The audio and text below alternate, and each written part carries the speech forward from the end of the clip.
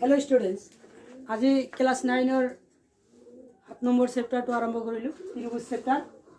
तो तुम्हारे भालके मनोयोग सहकारे पढ़िबा और भिडिओ तो लाइक कर दिबा।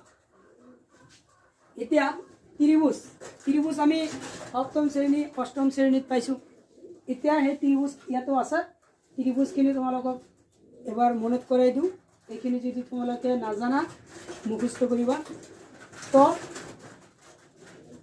एक नम्बर क्वेश्चन कैसे कि त्रिभुज काक बोले? तीनटा बाहुरे आगुरा समतल क्षेत्र त्रिभुज बोले। तीनटा बाहु त्रिभुज हब हले कि हब लागिब? तीनटा बाहु हब लागिब। एटु एटा बाहु, एटु एटा बाहु, एटु एटा बाहु। तीनटा बाहु আছে। এই তিনটা বাহুরে আগুরা ক্ষেত্র সমতল, আগুরা সমতল ক্ষেত্র। তার মানে এই ভিতরে যিখিনি ক্ষেত্র আছে এই ক্ষেত্রটো কি বলে? ত্রিভুজ বুলি কোৱা হয়। তো ত্ৰিভুজ কাক বলে পালা? এইখিনি মুখস্থ কৰিবা। তিনটা বাহুৰে আগুৰা সমতল ক্ষেত্ৰ ত্ৰিভুজ বলে। ঠিক আছে? এইবাৰ কোশ্চেন কি সুধিছে? ত্ৰিভুজ কেই প্ৰকাৰৰ আৰু কি কি? কেই প্ৰকাৰৰ ত্ৰিভুজ আছে আৰু সেইবোৰ কি কি? এইটো তো त्रिभुज मोटते 6 प्रकार। कोण हिसाबे 3 प्रकार और बाहु हिसाबे 3 प्रकार। त्रिभुज मोटते कय प्रकार त्रिभुज पालो? 6 प्रकार। कोण हिसाबे 3 प्रकार और बाहु हिसाबे 3 प्रकार। ये 6 प्रकार त्रिभुज আছে। तो त्रिभुज मोटते 6 प्रकार पाइছো। कोण हिसाबे 3 प्रकार और बाहु हिसाबे 3 प्रकार। ये 6 प्रकार त्रिभुज আছে। तो कोण हिसाबे 3 प्रकार हल तार माने कोण हिसाबे 3 प्रकार त्रिभुज আছে এই त्रिभुज কেইটা হল? সমকোণী त्रिभुज, সূক্ষ্মকোণী त्रिभुज, স্থলকোণী त्रिभुज। এই তিনটা কোণ হিসাবে 3 প্রকার त्रिभुज কি কি? সমকোণী त्रिभुज, সূক্ষ্মকোণী त्रिभुज আর স্থলকোণী त्रिभुज। বাহু হিসাবে 3 প্রকার त्रिभुज হল সমবাহু त्रिभुज, সমদ্বিবাহু त्रिभुज আর বিষমবাহু त्रिभुज। এই 6 প্ৰকাৰৰ त्रिभुज পালো। এইখিনি তোমালোকে নোট কৰিবা আৰু মুখস্থ কৰিবা। ইয়াৰ পিছৰখিনি আগুৱাই যাও। ইয়াৰ পিছত কি আছে? ইয়াতে কৈছে সমকোণী त्रिभुज কাক বলে? তো কোণ হিসাবে 3 প্রকার পাইছিলো? সমকোণী त्रिभुज, সূক্ষ্মকোণী त्रिभुज আৰু স্থলকোণী त्रिभुज। ইয়াতে কৈছে সমকোণী त्रिभुज কাক বলে? এনসারটো আছে जी त्रिभुजर এটা কোণ 90 ডিগ্রি তাক সমকোণী त्रिभुज বলে। সমকোণী হ'ব হলে যিকোনো এটা কোণ কি হ'ব লাগিব? 90 ডিগ্রি হ'ব লাগিব। তো এইটো এটা त्रिभुज ধৰিলো। এই त्रिभुजৰ এইটো কোণ কিমান আছে? 90 ডিগ্রি। তেনেহলে ই এটা কি হ'ব? কি হ'ব? এইটো এটা সমকোণী त्रिभुज। তার মানে সমকোণী त्रिभुजৰ যিকোনো এটা কোণ 90 ডিগ্রি থাকিবই। তার পিছত এতে কি আইল? সূক্ষ্মকোণী त्रिभुज কাক বলে? এতে কি অ্যানসারটো কি আছে? জি त्रिभुजৰ প্ৰতিটো কোণ 90 ডিগ্ৰীতকৈ সৰু তাক সূক্ষ্মকোণী त्रिभुज বলে। তো সূক্ষ্মকোণী त्रिभुज হ'ব হলে প্ৰতিটো কোণ त्रिभुजৰ তিনিটা কোণ থাকে, তিনিওটা কোণ 90 ডিগ্ৰীতকৈ কি হ'ব লাগিব? সৰু হ'ব লাগিব। এইটো এটা त्रिभुज দিলু। এইটো কিমান আছে? 60 ডিগ্ৰী। এইটো 60 ডিগ্ৰী, এইটো 60 ডিগ্ৰী আছে। তাৰ মানে প্ৰতিটো কোণ কিমান আছে? 90 ডিগ্ৰীতকৈ সৰু আছে। এইটো এটা কি হ'ব? সূক্ষ্মকোণী त्रिभुज হ'ব। তো ইয়াতে 60 ঠাইত 61 থাকিব পাৰে। তাৰ মানে 90 ডিগ্ৰীতকৈ সৰু হলেই হল। তো त्रिभुজৰ তিনিটা কোণ যদি 90 ডিগ্ৰীতকৈ সৰু হয় তাক কি ক'ব? সূক্ষ্মকোণী त्रिभुज। এবাৰ কি আহিল? স্থলকোণী त्रिभुज কাক বলে? স্থলকোণী त्रिभुज ইয়াতে কি কৈছে? जी त्रिभुजर এটা কোণ 90 ডিগ্ৰীতকৈ ডাঙৰ তাক কি কয়? স্থলকোণী त्रिभुज বলে। এটা কোণ যিকোনো এটা কোণ কি হ'ব লাগিব? 90 ডিগ্ৰীতকৈ ডাঙৰ হ'ব লাগিব। তেতিয়াহলে তাক কি ক'ব? স্থলকোণী त्रिभुज। তো এইটো এটা কি আছে? त्रिभुज আছে। এই কোণ কিমান? 120 ডিগ্ৰী ধৰিলো। তাৰ মানে 90 ডিগ্ৰীতকৈ ডাঙৰ আছে এটা কোণ। তো এইটো এটা কি হ'ব? স্থলকোণী त्रिभुज। তো স্থলকোণী त्रिभुज বুঝি পাইছা? তো সমকোণী त्रिभुज এটা কোণ কিমান হ'ব লাগিব 90 ডিগ্ৰী যিকোনো এটা কোণ যদি 90 ডিগ্ৰী হয় তাক কি ক'ব সমকোণী ত্ৰিভুজ উপসমকোণী ত্ৰিভুজ প্ৰতিটো কোণ কি হ'ব লাগিব 90 ডিগ্ৰীতকৈ সৰু স্থলকোণী ত্ৰিভুজ যি ত্ৰিভুজৰ এটা কোণ 90 ডিগ্ৰীতকৈ ডাঙৰ এটা কোণ কি হ'ব লাগিব 90 ডিগ্ৰীতকৈ ডাঙৰ 90 ডিগ্ৰীতকৈ ডাঙৰ হ'লে তাক কি ক'ব স্থলকোণী ত্ৰিভুজ এইখিনি তোমালোকে নোট কৰি মুখস্থ কৰিবা এতিয়া সমবাহু ত্ৰিভুজ কাক বলে এনসাৰটো দিয়া আছে যি ত্ৰিভুজত তিনিটা বাহু সমান তাক কি সমবাহু ত্ৰিভুজ বলে তো তিনিটা বাহু সমান হ'ব লাগিব সমবাহু ত্ৰিভুজ হ'বলৈ হ'লে তিনিটা বাহু সমান হ'ব লাগিব এইটো এটা ত্ৰিভুজ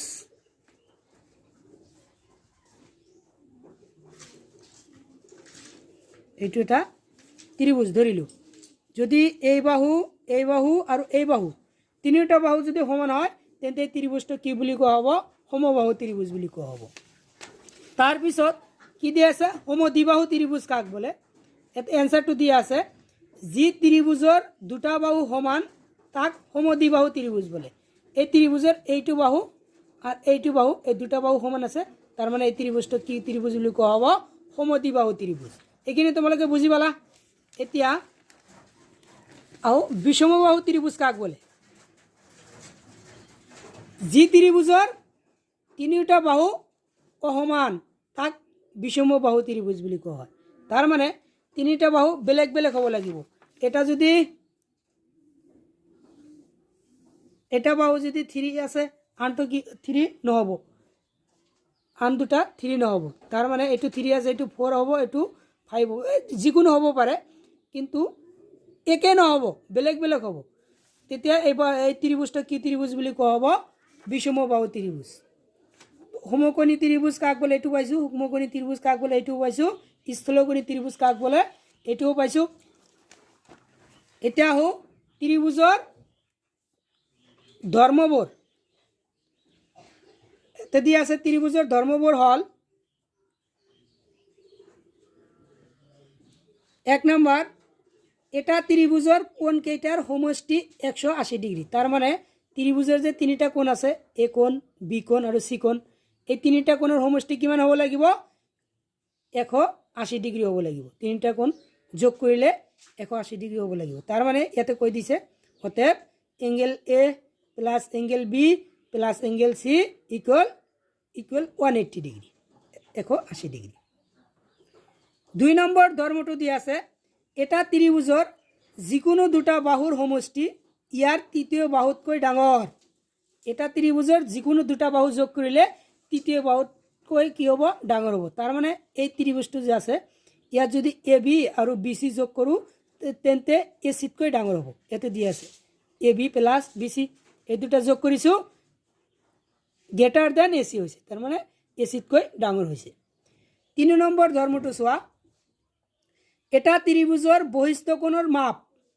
ইয়াৰ দূৰৱৰ্তী অন্তঃকোণ দুটাৰ সমষ্টিৰ সমান তাৰ মানে এই বহিস্থ কোণ এই ভিতৰৰ যিবিলাক কোণ আছে এইবিলাক অন্তঃকোণ বুলি কয় আৰু বাহিৰত যিবিলাক কোণ আছে এই কোণবিলাকক বহিস্থ কোণ বুলি কয় ইয়াতে 1 আৰু 2 যে আছে এইটো কি অন্তঃকোণ বুজাইছে আৰু 3 যে আছে এইটো কি বুজাইছে বহিস্থ কোণ বুজাইছে তো আমাক কি কৈছে এটা ত্ৰিভুজৰ বহিস্থ কোণৰ মাপ ইয়াৰ দূৰৱৰ্তী অন্তস্থ কোণ দুটাৰ সমষ্টিৰ সমান তাৰ মানে ইয়াত এই 3 যে আছে এইটো বহিস্থ কোণ অন্ত ইয়াৰ দূৰৱৰ্তী কোণ দুটা কোণ হ'ব 1 আৰু 2 এই দুটা কোণ এইটো কিন্তু নহব এইটো ইয়াৰ নিকটৱৰ্তী আছে বহিস্থ কোণটো নিকটৱৰ্তী আছে কিন্তু এই বহিস্থ কোণৰ পৰা দূৰৱৰ্তী কোণ দুটা যে আছে এংগেল 1 আৰু এংগেল 2 এই দুটাৰ সমষ্টিৰ সমান তাৰ মানে এংগেল 1 প্লাস এংগেল 2 সমান সমান এংগেল 3 এই দুটা যোগ কৰিছো এইটোৰ সমান পাইছো এইটোই কৈছে 4 নম্বৰ ধৰ্মটো চোৱা ইয়াতে কৈছে এটা সমদ্বিবাহু ত্ৰিভুজৰ সমান বাহু দুটাৰ বিপৰীত কোণ সমান বাহু দুটাৰ বিপৰীত কোণ দুটা সমান যদি সমদ্বিবাহু ত্ৰিভুজ হয় তাৰ মানে দুটা বাহু সমান যদি হয় তেন্তে কি হ'ব এই সমান বাহু দুটা যে আছে বিসি আৰু এবি এই সমান বাহু দুটাৰ বিপৰীত কোণ দুটা সমান হ'ব তাৰ মানে এই এ বিৰ বিপৰীত কোণ এংগেল চি আছে আৰু বি চিৰ বিপৰীত কোণ এংগেল এ, এই দুটা কি হ'ব সমান। ইয়াতে কৈ ইয়াত এংগেল এ সমান সমান এংগেল চি, তাৰমানে এই কোণ আৰু এই কোণ সমান হৈছে। কিয় সমান হৈছে? কাৰণ এই বাহু আৰু এই বাহু কি আছে সমান আছে। এই বাহুৰ বিপৰীত কোণ এইটো আৰু এই বাহুৰ বিপৰীত কোণ এইটো, এই দুটা সমান। বুজি পালা? এতিয়া ত্ৰিভুজৰ সৰ্বসমতা, ত্ৰিভুজ দুটা ত্ৰিভুজ কেতিয়া সৰ্বসম হ'ব? ইয়াতে কি কৈছে? দুটা ত্ৰিভুজ সৰ্বসম হ'ব যদিহে এটা ত্ৰিভুজৰ বাহু আৰু কোণৰ মাপ আন এটা ত্ৰিভুজৰ অনুৰূপ বাহু আৰু কোণৰ মাপৰ সমান হয়। তাৰমানে ইয়াতে চোৱা, এইটো এটা ত্ৰিভুজ লৈছোঁ, এইটো এটা ত্ৰিভুজ লৈছোঁ, এ বি চি দিছোঁ ইয়াক, আৰু ইয়াক কি দিছোঁ পি কিউ আৰ। এতিয়া এই বাহু আৰু আৰু এই বাহু যদি সমান হয়, এই বাহু আৰু এই বাহু যদি সমান হয়, এই বাহু আৰু এই বাহু যদি সমান হয় আৰু অনুৰূপ কোণবিলাক যদি সমান হয়, তেন্তে কি হ'ব? এইটো ত্ৰিভুজ এই ত্ৰিভুজৰ সৰ্বসম হ'ব। তাৰমানে ইয়াত যদি কি হয়, এ বি সমান সমান P Q, comma B C সমান সমান Q R, comma A C সমান সমান পি আৰ হয়, পি আৰ। আৰু কোণবিলাকো সমান হ'ব লাগিব। তাৰমানে এংগেল এ এংগেল পিৰ সমান হ'ব লাগিব, কোমা এংগেল বি এংগেল কিউৰ সমান হ'ব লাগিব, এংগেল চি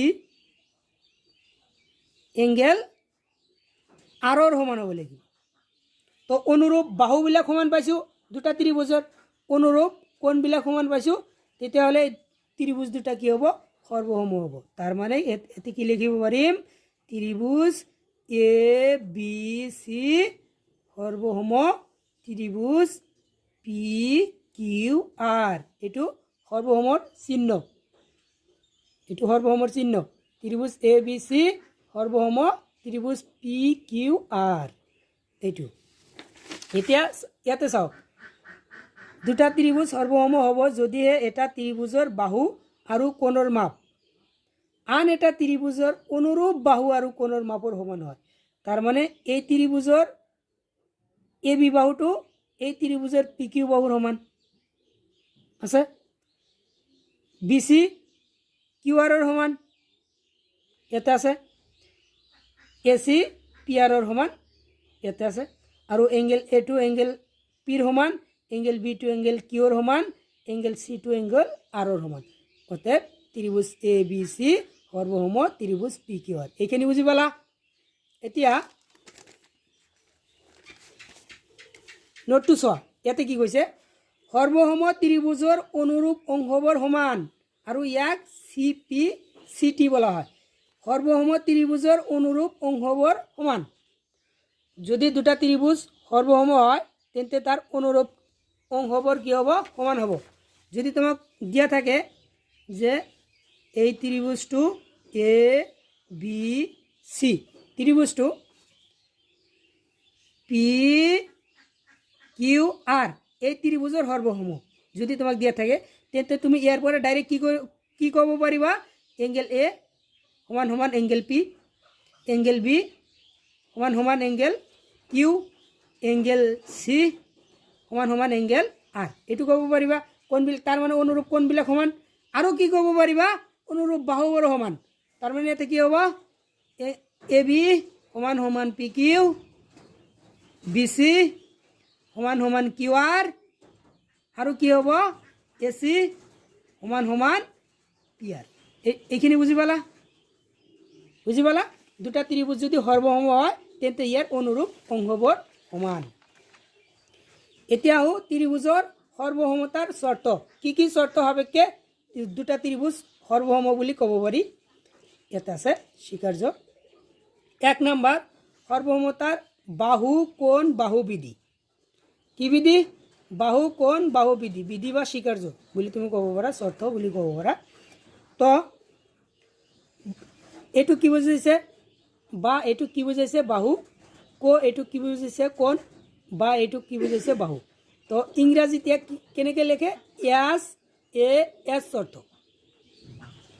এছ এ এছ শৰ্ত 2 নম্বৰ তাৰ মানে ইয়াতে কি কৈছে যদি এটা ত্ৰিভুজৰ দুটা বাহু আৰু এটা কোণ আন এটা ত্ৰিভুজৰ দুটা বাহু আৰু এটা কোণৰ সমান হয় তেন্তে ত্ৰিভুজ দুটা সৰ্বসম 2 নম্বৰ কি কৈছে সৰ্বসমতাৰ কোণ বাহু কোণ বিধি কোণ বাহু কোণ বিধি তার মানে এটা ত্রিভুজের যদি দুটা কোণ আর এটা বাহু আন এটা ত্রিভুজের যদি দুটা কোণ আর এটা বাহু সমান হয় তেন্তে ত্রিভুজ দুটা সর্বসম এই বিধিটো কি বুলি ক'ব ইংৰাজীত এছ এ এছ এ কি বুজাইছে কোণ এছে কি বুজাইছে বাহু ঠিক আছে 4 নম্বৰ স্বীকাৰ্যটো হ'ল সর্বসমতার কোণ কোণ বাহু তার মানে এটা ত্রিভুজের দুটা কোণ আর এটা বাহু আন এটা ত্রিভুজের দুটা কোণ আর এটা বাহুর সমান হলে ত্রিভুজ দুটা সর্বসম ইংরাজিত এক কেনেকে কব এ এ এস শর্ত